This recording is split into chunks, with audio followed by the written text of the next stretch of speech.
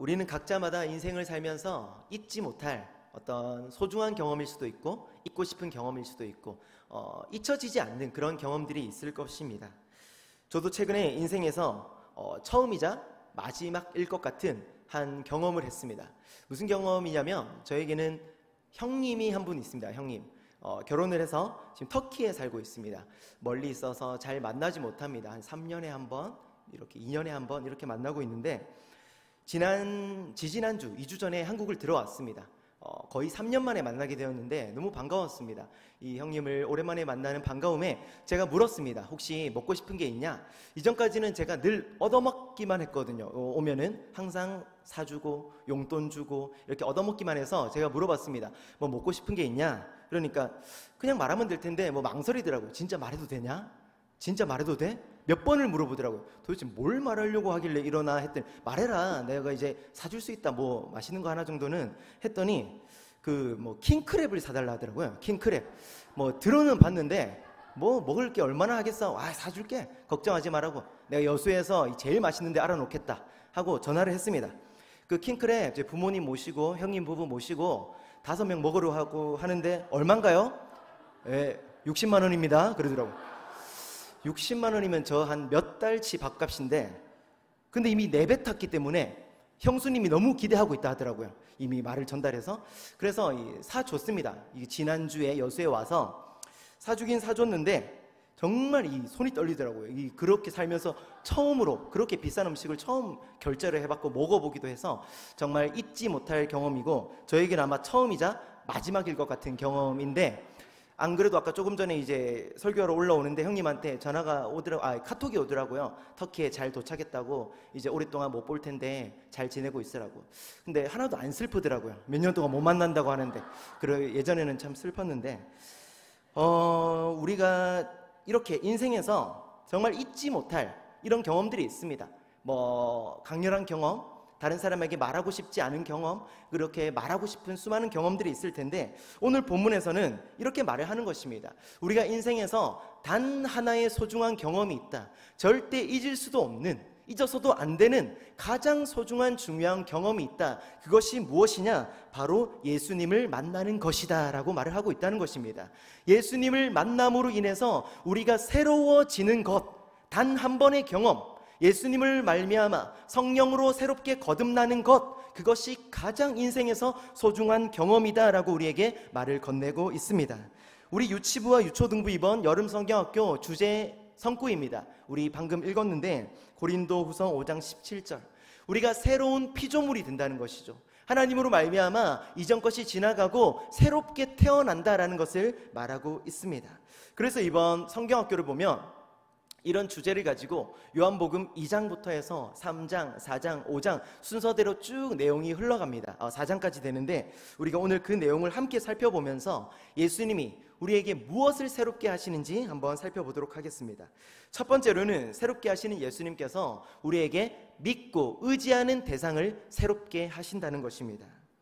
우리가 정말 예수님을 깊이 만나게 되면 이전까지 우리가 이 땅에서 믿고 의지했던 것들이 다 사라져버리기까지는 아닐지라도 우리가 그것을 뛰어넘어서서 예수님이 우리에게 가장 믿음이 가고 신뢰가 가고 의지가 가는 그런 대상이 되어진다라는 것입니다.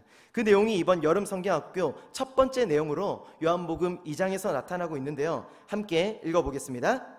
예수께서 이 첫 표적을 갈릴리 가나에서 행하여 그의 영광을 나타내심에 제자들이 그를 믿으니라. 아멘. 우리가 잘 알고 있는 본문입니다. 가나의 혼인잔치. 거기에 보면 어떤 일이 일어납니까? 결혼식이 한참 진행되던 중에 포도주가 떨어집니다. 우리는 뭐 포도주를 즐겨 먹는 문화가 아니지만 이 이스라엘 고대 중동 사회를 가면은 포도주를 물같이 마시는 그런 사회였습니다. 그런데 이 당시 결혼식에서 준비한 포도주가 정량만큼 준비하지 못하고 떨어졌다, 부족하다라는 것은 그 가문의 수치스러운 일이라는 것입니다. 이 가문은 중요한 손님들을 다 불러놓고 포도주 하나 제대로 준비하지 않았구나, 결혼식을 정말 형편없이 성의 없이 준비했구나라는 혹독한 이런 평가를 받게 된다는 것입니다. 그런데 예수님이 이때 이 본문에서 공생애 기간 중에 처음으로 표적을 보여주십니다. 바로 물을 포도주로 새롭게 변화시켜 주신다는 것입니다. 이 사건이 우리에게 주는 메시지가 무엇입니까? 우리가 예수님을 믿기만 한다면, 정말 예수님을 만나기만 한다면 이 물이 포도주로 변하는 것 같은 그런 기적 같은 삶의 변화가 일어날 수 있다는 것입니다. 그런데 오늘 본문에서는 그것을 경험한 대상들이 있습니다. 누구입니까? 예수님의 곁에서 예수님의 표적을 함께 지켜보았던 예수님의 제자들입니다. 예수님의 제자들이 이 예수님의 표적을 보았을 때 어떤 변화가 일어났습니까? 성경은 이렇게 말하고 있습니다. 예수께서 첫 표적을 행하시니 제자들이 그를 믿으니라. 당시 예수님을 따르던 제자들이 있었습니다. 그런데 이 제자들 마음속에 정말 자신들이 따르는 그 예수님을 향한 확실한 믿음과 확실한 그 의지하는 마음이 있었겠습니까? 없었습니다. 이제 불과 따라다닌 지 얼마 채 되지도 않았습니다. 예수님이 나타내 주시는 표적을 본 적도 없습니다. 그냥 잠시 예수님이랑 대화 몇 번 해본 것 뿐입니다. 그들의 마음속에는 예수님을 향한 반신반의하는 마음이 있었습니다. 이 사람이 뭔가 특별해 보이기는 하는데, 따라오라고 해서 따라가기는 하는데, 뭔가 다른 사람과는 달라 보이고 비범해 보이기는 하는데, 자세히 보면 그냥 평범한 인간 같기도 하고 이 사람은 대체 뭘까라는 궁금증이 그들에게 있었다라는 것입니다. 그런데 오늘 본문에서 예수님이 표적을 보여주시며 내가 어떤 자인지, 내가 왜 하나님의 아들인지, 내가 어떻게 이런 능력을 행할 수 있는지를 보여주셨을 때 그 제자들의 마음이 새롭게 변화되었다라는 것입니다. 제자들이 그 표적을 보고 그를 믿으니라. 그들의 마음속에 느껴진 것입니다. 이분이 내가 그토록 기다렸던 메시아, 우리의 삶의 구원자, 내가 참으로 믿고 의지할 만한 분이구나라는 믿음이 그들의 마음밭에 심겨졌다라는 것입니다. 사랑하는 여러분, 우리는 인생을 살 때 우리가 믿고 의지하는 많은 것들이 있습니다. 많은 것들이라고 하지만 솔직하게 말하면 돈입니다. 돈이 우리에게 주는 안정감 정말 무시할 수 없습니다. 물론 그것이 안정감을 주는 것이 나쁜 것은 아니지만 우리가 하나님보다도, 예수님보다도 그 돈을 더 신뢰하고 의지하고 그것이 우리의 인생의 전부인 것처럼 살아가는 것은 분명히 잘못된 것이라는 것입니다. 이 돈이 없어지면 내 삶이 망해버릴 것 같은, 때로는 하나님이 우리에게 이 돈을 내어놓으라고 요구할 때도 있으십니다. 저 불쌍한 우리의 주위에 소외되는 자들, 굶주리는 자들을 바라보게 하시며 그들에게 도움의 손길을 건네라라고 하실 때에도 우리는 이 움켜진 돈을 내어놓지 못합니다. 이 돈을 내어놓으면 뭔가 내 삶이 힘들어질 것 같고 더 안 좋아질 것 같은 마음에 이 돈을 꼭 붙잡고 돈을 믿고 의지하는 삶을 살아간다는 것입니다. 또 우리는 무엇을 믿고 의지하며 인생을 살아갑니까? 사람입니다. 사람, 인맥, 내 주위에 있는 내가 믿고 의지하는 많은 대상들, 흔히 우리의 가족들, 친지들, 이웃들 중에 유명한 세상적으로 힘이 있는 사람들이 있다. 그럼 우리의 어깨에 힘이 들어가지 않습니까? 때로는 그 사람이 나를 도와주겠지, 내가 망했을 때도 그 사람만 있으면 내가 다시 재기불능할 수 있겠지라는 항상 든든한 마음이 그들에게 있을 수도 있습니다. 그러나 이 모든 것들의 공통점은 무엇입니까?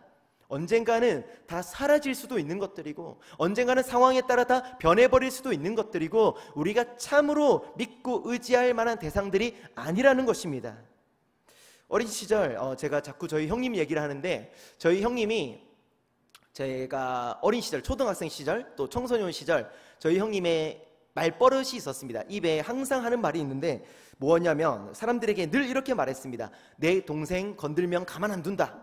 아무도 내 동생 건들지 마. 내 동생 털끝 하나 건드렸다가는 나한테 죽을 줄 알아 라는 말을 항상 동네방네 하고 다녔습니다. 그래서 저는 그 형이 참 든든했습니다. 형이 실제로 좀 이렇게 한 성격하고 싸움도 곧잘 했고, 그래서 이 형님이 있다는 사실이 저에게는 참 든든한 믿음과 의지가 같습니다. 그런데 어린 시절 어떤 한 사건이 있었냐면 저의 친구가 저희 형님에게 까불었습니다. 이렇게 하지 말라는데 까불다가 저희 형님한테 한 대 맞았습니다. 한 2대 맞았나? 몇 대 맞았습니다. 몇 대 맞았는데 그 친구가 그래서 자기 형에게 가서 그 사실을 일렀습니다. 그러니까 그 맞은 저의 친구의 형이 너무 화가 나서 어딨냐고 그놈, 당장 내가 죽이겠다고 찾아가서, 그런데 간신히 제 친구가 말렸습니다. 형 참아, 그래도 내 친구의 형인데 참아, 그냥 내가 속상해서 말한 것뿐이야 라고 했는데 그 형이 너무 화가 나니까 어떻게 했냐면 저를 때렸습니다. 너라도 맞아, 내 동생 맞았으니까 너라도 맞아 해서 제 팔에 피멍이 시퍼렇게 들어왔습니다. 제가 누가 있습니까? 저도 형이 있지 않습니까? 바로 집으로 달려가서 또 형에게 이렇게 얘기했습니다. 형, 내가 맞았고 울면서 억울하고 도와달라고. 형이 막 화내면서 누구야? 그러더라고요. 제 이름을 대니까 형이 갑자기 조용해지더라고요. 참아, 그 형 우리 학교 짱이야 그러더라고요. 아무런 도움을 주지 못하더라고요. 이것처럼 제가 학창시절에 가장 저에게 믿고 의지했던 저의 대상 형이었지만 저희 형보다 더 힘이 센 사람을 만나자 저를 도와주지 못했다라는 것입니다. 이것처럼 우리는 인생을 살아갈 때 돈, 사람, 또 우리가 그 외에 의지하고 믿고 신뢰하는 대상들, 지금 이 순간은 그것이 우리에게 주는 안정감이 있을지 모릅니다. 그것만 있으면 우리는 평탄한 인생을 살아갈 수 있을 것처럼 느껴질지도 모릅니다. 그러나 사랑하는 여러분, 본문은 우리에게 분명하게 이렇게 말하고 있습니다. 우리가 참으로 믿고 의지하며 신뢰하며 살아갈 수 있는 유일한 분은 예수 그리스도이시다라고 말하고 있다라는 것입니다.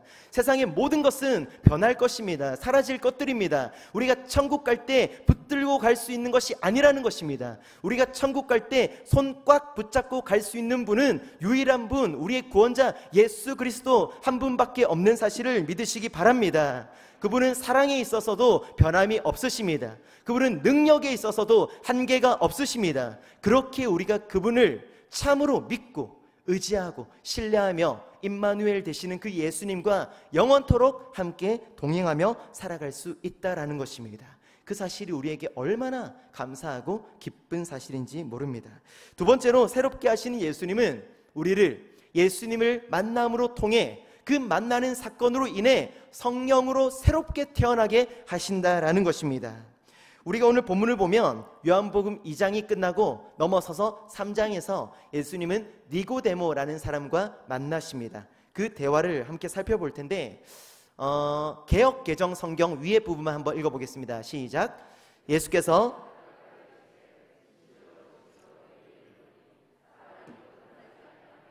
하나님의 나라를 볼 수 없느니라. 아멘. 한밤중에 그 유명한 바리새인 니고데모가 예수님을 찾아옵니다. 그리고 예수님과 대화를 합니다. 대화 중에 지금 예수님은 놀라운 한 가지 진리를 말씀해 주십니다. 진실로 진실로 내게 이르노니 사람이 거듭나지 아니하면 하나님의 나라를 볼 수 없느니라. 무슨 말입니까? 천국에 갈 수 없느니라. 하나님의 자녀가 될 수 없느니라. 구원받을 수 없느니라 라고 말을 하고 있다는 것입니다. 니고데모는 당연히 이해하지 못합니다. 예수님, 무슨 말입니까? 제가 지금 나이가 몇 살인데 다시 어머니 뱃속에 들어가서 다시 태어나라는 것입니까? 무슨 말이 안 되는 말입니까? 지금 니고데모는 이 예수님의 영적인 말을 이해하지 못하고 있습니다. 육의 사람들은, 육적인 것에 매어 살아가는 사람들은 영의 말을 이해하지 못합니다. 그저 그냥 육적인 것들이 인생의 전부인 것처럼 여겨지며 예수님이 우리에게 주시는 말씀을 깨닫지 못하고 이것이 무슨 말인지, 우리에게 왜 생명이 되는 것인지를 깨닫지 못한다라는 것입니다. 그러나 예수님이 한 번 더 말씀하십니다. 무엇이라고 말씀하십니까? 3장 5절 함께 읽겠습니다. 예수께서 대답하시되 진실로 진실로 내게 이르노니 사람이 물과 성령으로 나지 아니하면 하나님의 나라에 들어갈 수 없느니라. 아멘. 예수님이 말씀하시는 것입니다. 너희가 나 예수 그리스도를 믿음으로 말미암아 죄에서 사함을 받고 다시 너희의 이제 그 모든 혈과 육의 육신은 다 죽어버리고 성령으로 말미암아 거룩하게 새롭게 태어나야 한다. 그래야만 너희가 하나님의 자녀가 될 수 있다라는 말씀을 건네주고 계신 것입니다. 너는 완전히, 너의 육신은 완전히 죽어버려야 한다. 네가 이제 조금 변해야 한다 정도가 아니라 완전히 죽었다가 부활해야 한다. 새롭게 성령으로 태어나야 한다라는 말씀을 해주고 계십니다. 무슨 말입니까? 이전까지 예수님을 알지 못할 때, 성령으로 새롭게 태어나지 않았을 때 내 삶의 주인은 나 자신이었습니다. 정확하게 말하면 내 삶의 주인은 사탄이었습니다. 사탄이 시키는 대로 다 행하고, 사탄이 주는 마음대로 다 생각하고, 사탄이 시키는 대로 말하고 행동하고 움직이는 것이 우리의 삶이었습니다. 그러나 이제는 예수 그리스도를 믿음으로 말미암아 우리가 무엇이 되었습니까? 그리스도의 성전이 되었다라는 것입니다. 그리고 이전에 사탄이 거하던 내 안에 누가 이제 거하게 된 것입니까? 이 그리스도의 성전에 이제는 성령께서 거하시며 다스리시며 역사하시며 우리와 동행하는 줄 믿으시기 바랍니다. 그렇기에 우리는 이제 어떤 삶을 살아갈 수 있는 것입니까? 성령과 함께 걸어가는 삶을 사는 것입니다. 정확하게 말하면 내가 이제 내 삶을 이끌어가는 것이 아니라 내 삶을 성령께 맡겨드리고 성령이 나의 삶을 주권적으로, 주도적으로 이끌어 가신다라는 것입니다. 이전까지는 우리는 사탄과 싸울 때, 사단과 대적할 때 상대가 되지 않았습니다. 우리에게 무슨 힘이 있습니까? 우리가 말로는 무시하지만, 사단막이 무시하지만 여러분 이길 수 있겠습니까? 우리 사단이 툭 건드리며 넘어져서 다 쓰러질 대상들입니다. 그런데 이제는 우리가 무엇이 달라졌습니까? 우리 안에 한 가지 무기가 주어졌다는 것입니다. 그 무기가 무엇이냐면 에베소서 6장을 보면 이렇게 말합니다. 너희에게는 성령의 검이 주어졌다. 이제 무엇으로 대적하라는 것입니까? 우리를 무너뜨리려고 하는 이 원수 사단마귀 대적을 성령의 검으로 말미암아, 하나님의 말씀으로 말미암아 무너뜨리라는 것입니다. 우리가 무너뜨리는 것이 아니라 우리 안에 계시는 성령께서 무너뜨려 주신다라는 것입니다. 그렇게 인생을 살아갈 때 또한 우리 안에 어떠한 변화가 일어납니까? 우리는 성령으로 말미암아 우리 안에 수많은 열매들이 나타난다라는 것입니다. 우리가 노력해서 힘든데 사랑해야지, 온유해야지, 절제해야지가 아니라 정말 내 삶을 하나님 나는 할 수 없습니다. 나와 함께 해주세요. 도와주세요. 내 삶을 이끌어가 주세요. 내 삶을 성령께 맡겨드릴 때 성령의 열매가 내 삶에서 나타난다라는 것입니다. 사랑, 온유, 희락, 절제, 오래 참음, 수많은 열매들이 나타난다라는 것입니다.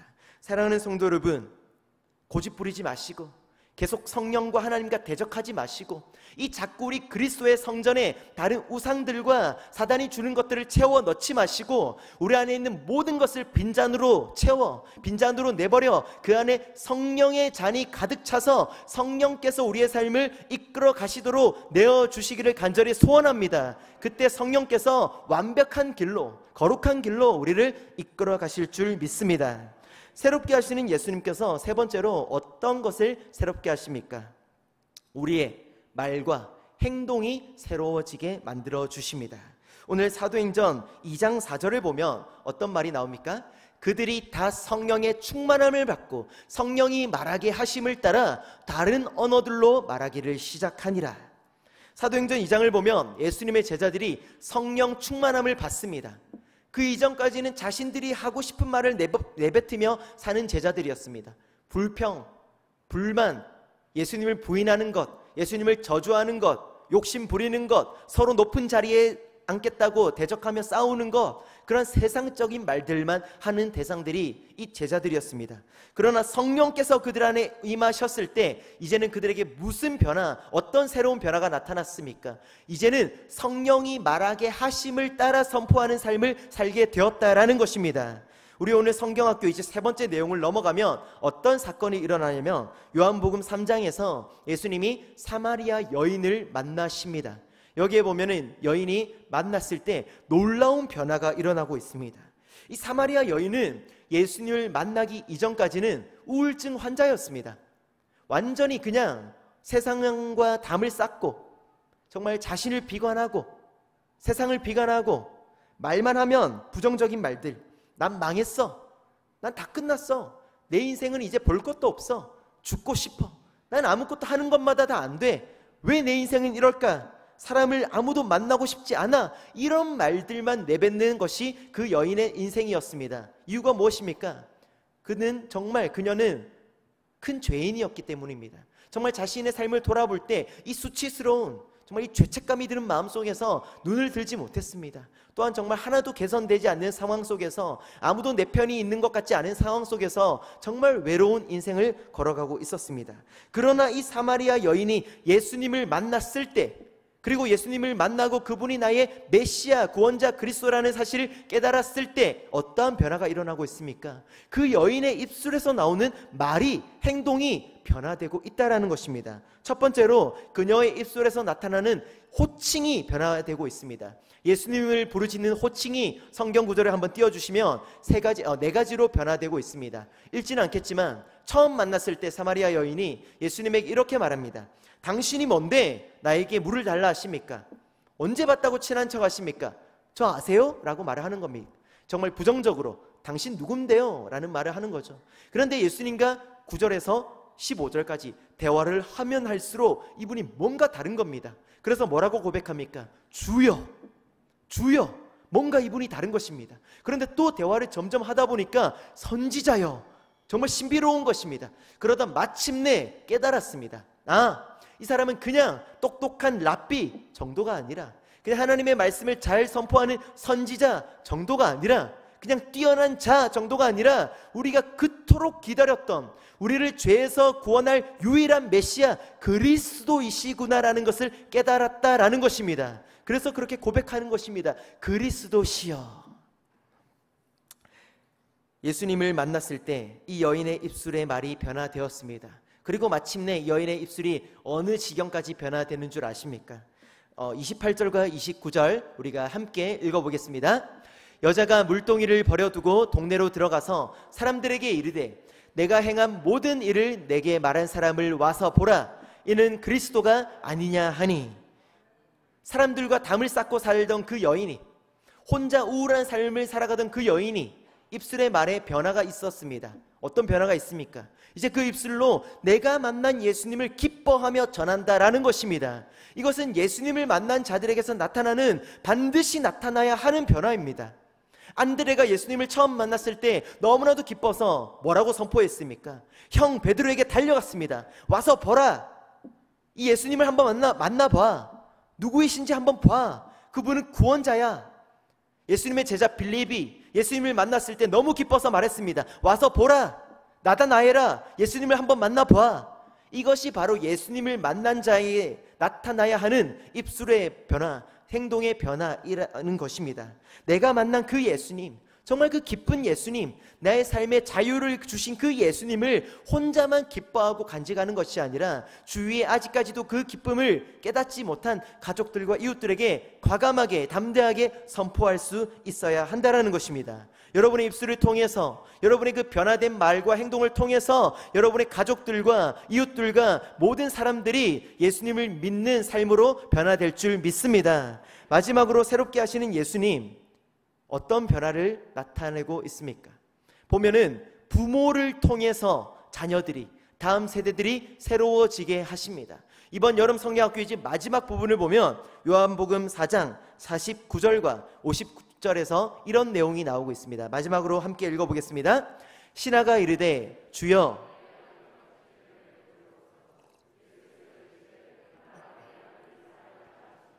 그 사람이 예수께서 하신 말씀을 믿고 가더니. 아멘. 여기서 보면은 한 아이가 죽어가고 있습니다. 거의 죽었습니다. 그런데 이 아이가 예수님으로 말미암아 살아났습니다. 다시 부활한 것입니다. 제2의 인생을 살게 된 것입니다. 어떤 방법을 통해서 있습니까? 이 아이가 열심히 달려와서 예수님을 찾아왔습니까? 아니면 예수님이 우연히 길을 가다가 그 아이를 발견하고 측은한 마음으로 그 아이를 살려주었습니까? 아니, 그 모든 것이 아니라 그 아이의 아버지가, 지금 본문을 보면 왕의 신하라고 하는데 그 왕의 신하가 자신의 아들이 죽어가는 상황을 보고 예수님을 찾아 달려왔습니다. 예수님, 내 아들이 죽어가고 있습니다. 어서 와서 내 아들을 살려주시옵소서. 내 아들을 살려주세요. 내 아들을 구원해 주세요 라고 간절히 구했을 때 예수님이 그 부모의 믿음을 보고, 예수님의 간절히 구하는 그 기도의 모습을 보고 그 자녀를 살려주었다라는 것입니다. 무엇을 우리에게 말해주고 있습니까? 예수님은 부모를 통해서 자녀를 새롭게 살려주신다라는 것입니다. 정준경 목사님이라는 분이 있습니다. 어떤 예화를 예전에 말씀하셨는데 참 인상 깊었는데, 그 목사님이 과거에 청년부를 인도하실 때 수련회를 하고 어떤 정말 그 방황하던 청년이 변화되었다라는 것입니다. 놀라운 은혜를 받아서 정말 이 세상에서 방황하고 술 마시고 담배 피고 어긋난 삶을 살던 한 청년이 청년부 수련회를 통해서 정말 은혜 받고 정말 내가 하나님의 길을 걸어가겠다고 결단하며 제2의 인생을 걸어갔다라는 것입니다. 그래서 이 정준경 목사님 마음에 어떤 마음이 들었냐면 이 뿌듯한 마음이 들었어요. 교만한 마음. 야, 내가 이번에 한 청년을 변화시켰구나. 정말 이 설교를 잘해서 수련회를 잘 준비해서 이 청년을 변화시켰구나. 교회에서 그 청년의 부모님을 봤대요. 청년의 부모님, 어머니가 정말 이 눈이 똘망똘망하면서 자신에게 걸어오는데 정말 그때부터 이 설렜대요. 이 자신이 칭찬 들을 소리에. 아, 어떤 칭찬을 해줄까? 내가 이번에 그 아들을 변화시켜 주었는데. 그런데 그 부모님의 고백을 들었을 때 너무나도 부끄러웠다는 것입니다. 그 고백이 무엇이었겠습니까? 목사님, 감사합니다. 내가 이번에 청년부 수련회가 시작하는 순간부터 마치는 순간까지 기도원에 들어갔다 왔어요. 한 끼도 안 먹었어요. 금식하면서 계속 울면서 땅 치면서 기도했어요. 하나님한테 살려달라고, 내 아들 좀 살려달라고, 이렇게 살다가 죽으면 지옥 간다고, 정말 인생이 아깝다고, 세월을 낭비하고 있다고, 하나님 이번엔 마지막 기회라고 살려달라고 간절히 부르짖었는데 하나님이 내 기도를 들어주셨어요 라는 고백을 했다라는 것입니다. 그 고백을 들었을 때 너무 부끄러운 목사님의 간증을 듣게 되었습니다. 사랑하는 성도 여러분, 말씀을 맺겠습니다. 사진을 하나 띄워주시면 제가 참 좋아하는 문구인데 168분의 1시간으로는 우리 자녀의 신앙이 자라기에 턱없이 부족합니다라는 한 유명한 문구가 있습니다. 무슨 말이겠습니까? 일주일은 168시간입니다. 그 중에 단 1시간 교회에 옵니다. 그런데 그것이 그 아이의 신앙의 교육에 전부를 좌지우지할 수 있겠습니까? 부모님들은 그렇게 말합니다. 왜 내 아이가 5년 동안 10년 동안 교회를 다니는데 변하지 않을까? 그 교회에 목사님이 형편없는 거 아닐까? 교사들이 내 자녀에게 관심 없는 거 아닐까? 정말 그 신앙교육이 방법이 잘못된 거 아닐까? 그 교회를 옮겨야 되는 것 아닐까? 정작 그 부모의 삶을 돌아보면 어떤 삶입니까? 자신은 전혀 하나님을 따르는 삶을 살아가고 있지 않습니다. 그 가정 가운데서 하나님에 관한 말을 한마디도 건네지 않습니다. 자녀를 완전히 세상적으로 교육시키고 있습니다. 그러면서 왜 내 자녀가 변하지 않을까 전전긍긍하고 있다는 것입니다. 사랑하는 성도 여러분, 자녀의 교육은 오늘 담임 목사님께서 오전 설교에 말씀하신 것처럼 부모를 통해서 그 자녀에게 훈련이 거쳐가는 것이고 그 훈련을 통해서 그 자녀가 변화된다라는 것입니다. 그리고 1차적으로는 부모이고 2차적으로는 누구를 통해서입니까? 여러분입니다.